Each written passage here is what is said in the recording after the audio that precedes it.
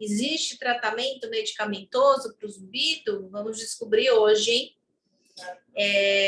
Eu queria apresentar a vocês o Dr. Gabriel Peixoto, otorrinolaringologista, fellowship em zumbido aqui pelo Hospital das Clínicas da Faculdade de Medicina da USP, que vai me ajudar hoje a conversar um pouquinho com vocês sobre esse assunto. Bem-vindo, doutor Gabriel. Obrigado. Queria, primeiramente, agradecer a doutora Giane pela oportunidade, pelo espaço, por poder conversar aqui com vocês na Pílula do GAPS.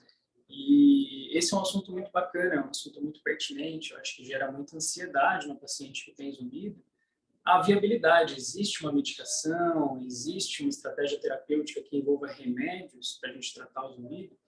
Então, essa pergunta a gente consegue responder de uma forma muito direta, mas de uma forma muito complexa também, porque a resposta é ambos, sim e não. Então, existe tratamento medicamentoso para zumbido? Não. Diretamente para o zumbido, não existe, porque o zumbido, como a gente discutiu na pílula anterior, o zumbido não é uma doença, o zumbido é um sintoma. Então, ele é causado ele tem a origem em outras causas, né? Então, como que a gente consegue responder essa pergunta com sim? Existe tratamento medicamentoso para zumbido? Sim, existe, mas visando as causas, né? Tendo como alvo a causa que vai gerar esse zumbido. Então, a gente tem uma cultura, né, muito medicamentosa, é muito mais fácil quando você tem algum problema buscar o tratamento de forma medicamentosa. É mais fácil você tomar uma pílula, tomar um comprimido, do que mudar hábito de vida, de fazer uma terapia psicológica ou qualquer outra forma de terapia que não seja medicamentosa, né? Então, esse é um tema que gera muita ansiedade, um tema muito importante, e a gente vai discorrer aqui hoje sobre isso, né? O que o doutor Gabriel quis dizer com esse sim e esse não é que não existe uma única pílula ou um único medicamento que funcione para todos os tipos de zumbido. Então, o tratamento medicamentoso existe, é possível, mas ele vai ser direcionado caso a caso, né? Às vezes eu recebo mensagem dos meus pacientes perguntando: e aí, doutora, apareceu um tratamento novo para o zumbido? Esse é um conceito um pouco ultrapassado, né? Porque não vai existir nunca um tratamento único para todos os tipos de zumbido, né? Pelo contrário, cada caso é um caso, cada paciente é um paciente. Então, por exemplo, se for uma mioclonia, eu trato de um jeito, né? Se for um zumbido de origem vascular, o medicamento é completamente diferente. Se for um zumbido decorrente de causas metabólicas, o tratamento também vai ser diferente, né? Se for um zumbido por ototóxico, por drogas ototóxicas, o tratamento vai ser diferente. Então, não existe um único tratamento para todos os tipos de zumbido. Vai existir um tratamento direcionado, caso a caso, de acordo com as causas que o paciente tem, né? E me fala um pouquinho da sua experiência, Gabriel, com as drogas. Então, vendo o zumbido dessa forma, individualizando o paciente, achando a causa, a gente tem um arsenal muito amplo de medicações possíveis para esse tratamento, né? Então, assim, temos antidepressivos tricíclicos, antidepressivos inibidores de recaptação de serotonina, anticonvulsivantes, estabilizadores do humor, relaxantes musculares, complexos vitamínicos. A gente tem muita opção a depender da causa, sempre individualizando aquele paciente, achando as causas subjacentes para tratar as causas em si. Muito bem. Então, a gente falou na pílula 1 sobre as causas, sobre as diversas causas de zumbido. A gente também tinha falado com a doutora Laura que no mesmo paciente você pode ter 2, 3 ou 4 causas. Isso significa que muitas vezes não vai ser só um único tratamento que vai funcionar, né? Às vezes, além do tratamento medicamentoso, você vai precisar da fisioterapia, ou você vai precisar da meditação, ou você vai precisar da dieta, precisar do exercício. Então, a abordagem também não vai ser única, né? Essa pincelada hoje na pílula 2 é sobre uma única forma de tratar, né? Mas, às vezes, o mesmo paciente ele vai precisar de 2, 3, 4 abordagens até a gente alcançar o alívio ou a cura que seja naquele caso, tá? E aí a gente, para dar uma diversificada na pílula, a gente trouxe um caso clínico aqui do nosso ambulatório, do grupo de pesquisa em zumbido, do HC, que o doutor Gabriel preparou. Quer contar um pouquinho, Gabriel? Vamos lá. Então é o seguinte, esse é um paciente que a gente começou o atendimento no ano passado, um paciente de 50 anos, e ele tem um zumbido nos 2 ouvidos, que é do tipo chiado, faz contínuo. Esse zumbido afeta a vida social do paciente, a sua concentração e o seu sono. Ele reparou que o zumbido diminuía quando tinha sons no ambiente, então som de chuva, som de cachoeira, tudo isso deixava o zumbido um pouco mais tranquilo. Então, eu era um paciente que evitava silêncio absoluto. Também reparava que o zumbido piorava quando era exposto a ruídos intensos e quando passava por situações de estresse emocional.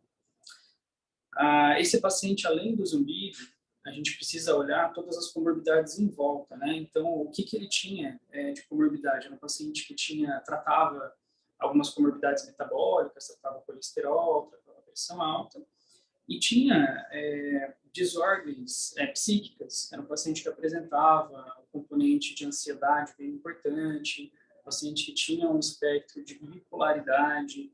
Então, essas desordens não tinham sido diagnosticadas ou tratadas antes em outras oportunidades de assistência médica. Foi detectado aqui no ambulatório.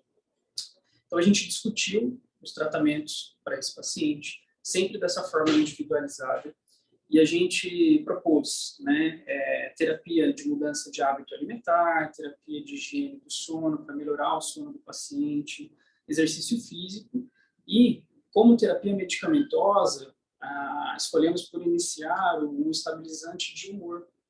Então, é uma medicação que em bula ela não está para tratamento de zumbido, mas começamos ela mesmo para melhorar tanto o zumbido quanto essa questão de ordem psíquica do paciente. Eu posso só interromper um pouco? Claro, doutora. Isso foi um ponto muito interessante que você trouxe, tá?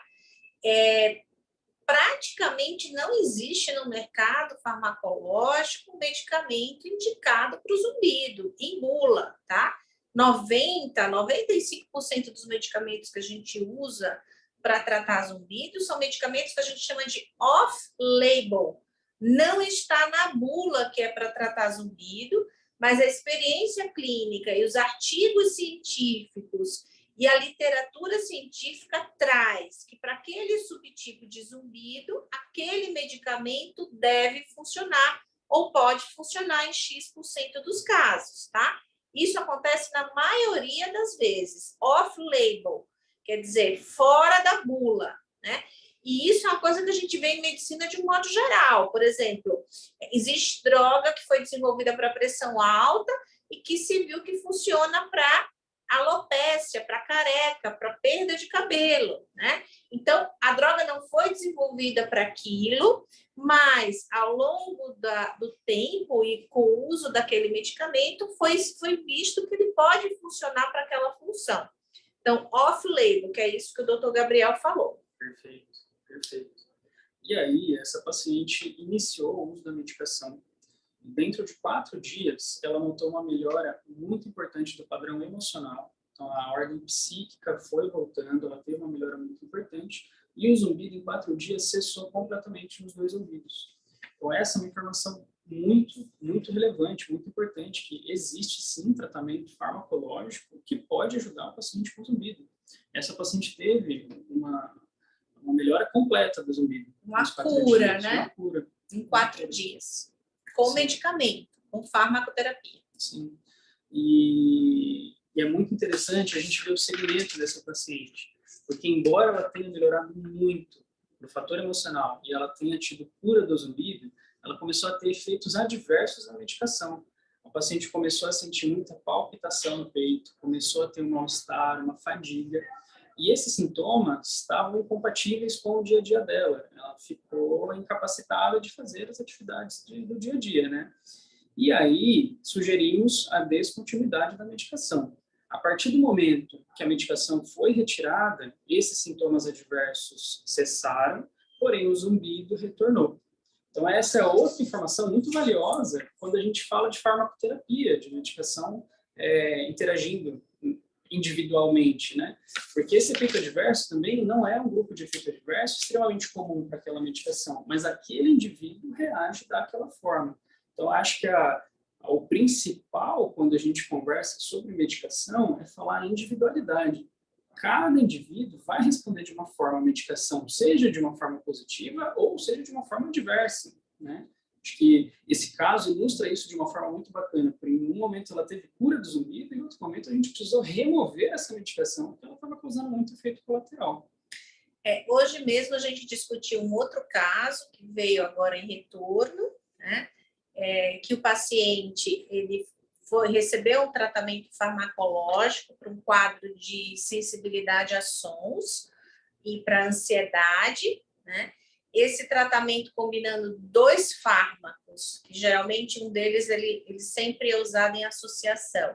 O paciente teve também cura do zumbido, o zumbido desapareceu, reduziu ao nível mínimo, quer dizer, ficou quase imperceptível, mas não houve benefício no quadro de ansiedade, que foi o motivo inicial pelo qual ele tomou a medicação, né? Então, assim, a gente vai ajustando e vai pontuando caso a caso, e é uma medicação completamente diferente dessa que a gente acabou de falar, né? Então, foi uma coisa que foi direcionada para a ansiedade e acabou resolvendo o zumbido. Então, isso é uma coisa que a gente vê muito na prática clínica. Eu acho que é isso. Então, é muito importante essa informação da individualidade, né? A gente saber que existe sim medicação, só que sempre a medicação vai ter como alvo a causa ou as causas, porque realmente o zumbido pode ter mais de uma causa. Como foi dito na pílula anterior, eu achei muito bacana que a Laura e a doutora Jane falaram a experiência delas como indivíduo tendo zumbido. Eu também tenho zumbido. O meu zumbido é puramente somatosensorial, um zumbido muscular. E o que melhora o meu zumbido é exercício físico e relaxante muscular. E não dá para a gente usar a melhora de um indivíduo para aplicar na população toda. Então, é o que a doutora Giane falou no começo. Se a gente pega toda a população com zumbido no mundo e tenta a mesma medicação, não vão ser todos os indivíduos que vão ter melhor. Esse é o ponto importante. Jéssica, a gente tem perguntas? Sim, doutora, temos uma. Pode falar. A pergunta da Miriam Machado, ela está perguntando aqui, antidepressivos duais, tipo desvenlafaxina, não seriam ideais? Estou usando há 2 meses e senti melhor em questão do emocional, porém o zumbido está da mesma forma. Não tenho perda auditiva. Bom, como ela falou, os antidepressivos duais, né? Eles são duais porque eles atuam em 2 neurotransmissores cerebrais, né? Esse especificamente que ela mencionou atua na serotonina e atua na noradrenalina, tá? Há quem diga que também pode atuar um pouquinho na dopamina, né? Mas ele é dual por princípio. Eu tenho caso, sim, no consultório, que o zumbido resolveu com esse tipo de medicação, tá? Que o zumbido curou com esse tipo de medicação. Porém, precisa ver se é só isso, né? Às vezes, foi focado na questão emocional e o zumbido ele pode ter uma outra etiologia, né? Aquilo ali não é a causa.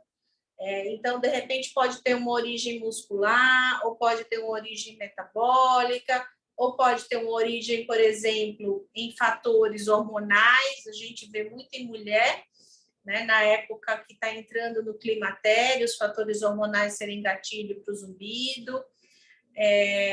Açúcares, né, xantinas, existe uma série de fatores aí que podem estar causando de base. Precisa ver as características do zumbido, se é uni, se é bilateral. Não sei se o doutor Gabriel quer falar mais alguma coisa. Não, acho que a resposta da doutora Giane é ideal. São muitos fatores que precisam ser levados em conta e a informação que a gente obteve é só um recorte pequeno, né? A gente precisa olhar todo o quadro, saber tudo o que está acontecendo para poder propor uma medicação E, assim, nem sempre a medicação, no primeiro momento, atinge aquele efeito ideal que a gente quer também. E o tratamento é assim, a gente vai buscando, se não der com uma segunda alternativa, com uma terceira. Tem mais uma pergunta, não é, Jéssica? Tem mais duas perguntas, doutora.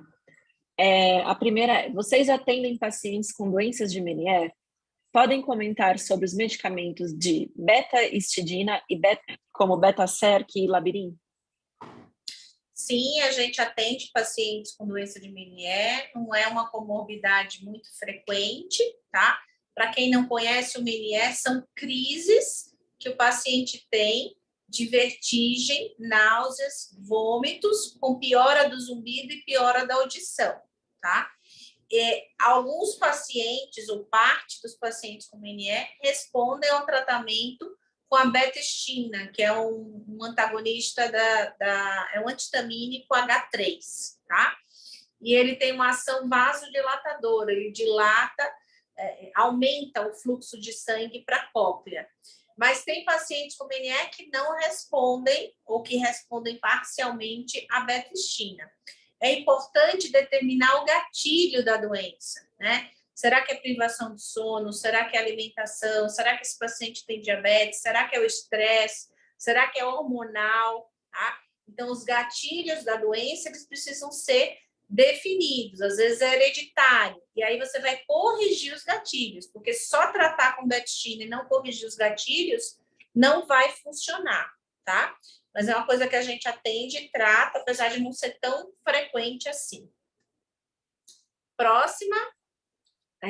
A outra pergunta é da Luzia. Ela está falando aqui que, com a pandemia, o zumbido dela aumentou. Pode ser pelo uso do fone de ouvido. Notei que desenvolvi uma claustrofobia. O que fazer para melhorar? A gente viu, assim, um aumento expressivo, assim, não só dos pacientes com zumbido, mas da piora de alguns pacientes que já lidavam com zumbido durante a pandemia, por múltiplos fatores. São fatores esses, assim, desde afastamento familiar, e isso levando ao emocional um pouco mais carregado, até fatores como o uso de máscara, sabe? Então, a avaliação do indivíduo, ela é muito minuciosa. Quando a gente tem só essa informação de reporte, a gente fica um pouco limitado. Por isso que a avaliação ela tem que ser muito completa. Essa precisaria ser uma conversa de muito mais tempo para definir os fatores de piora, para conseguir propor um tratamento para melhora, né? O fato de usar fone de ouvido muitas horas por dia pode ter contribuído, sim, né? Porque, na verdade, você fica numa situação de abafamento, exposta àquele som muito localizado no ouvido, ela pode até ter desenvolvido uma hiperacusia associada. Tem a questão que o doutor Gabriel falou das máscaras, que aí você faz mais apertamento, né? E a tensão e o estresse de não saber o que era essa pandemia, vou morrer, não vou morrer, meus parentes vão morrer, não vão morrer. Então, teve toda essa somatória, né? Somatosensorial, de tensão, de musculatura, emocional, e a questão também das pessoas ficarem mais no silêncio e também mais com fone de ouvido, né? Tudo isso colabora para esse boom que a gente viu de zumbido na pandemia. Qual a próxima pergunta, Jéssica? É só mais um adendo aqui da Luzia. Ela perguntou se na verdade, ela está falando que ela já era paciente e se ela pode voltar. Pode voltar, Luzia, pode voltar. É só mandar. Não sei como é que está o nosso contato, Jéssica. Ela pode mandar no nosso grupo no WhatsApp e eu te repasso.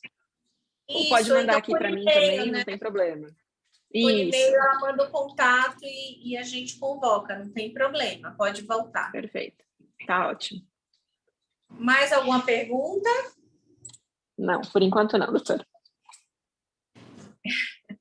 Então tá bom, você quer falar mais alguma coisa, Gabriela? Acho que não, acho que a gente supriu, né? Uma mensagem importante, nada. Então tá bom.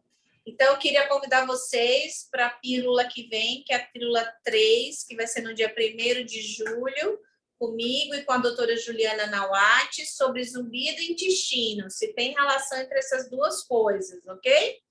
Eu queria agradecer ao doutor Gabriel Peixoto pela presença e por me ajudar aqui. com os casos clínicos, com atendimento. Ele está migrando, né? Para onde você vai morar? Em breve. Eu vou para o Paraná. Paraná, olha, um subidólogo de plantão no Paraná, tá, gente? Doutor Gabriel Peixoto. Agradeço muito, então, a todos e até a próxima pílula. Obrigada. Eu que agradeço. Tchau, tchau.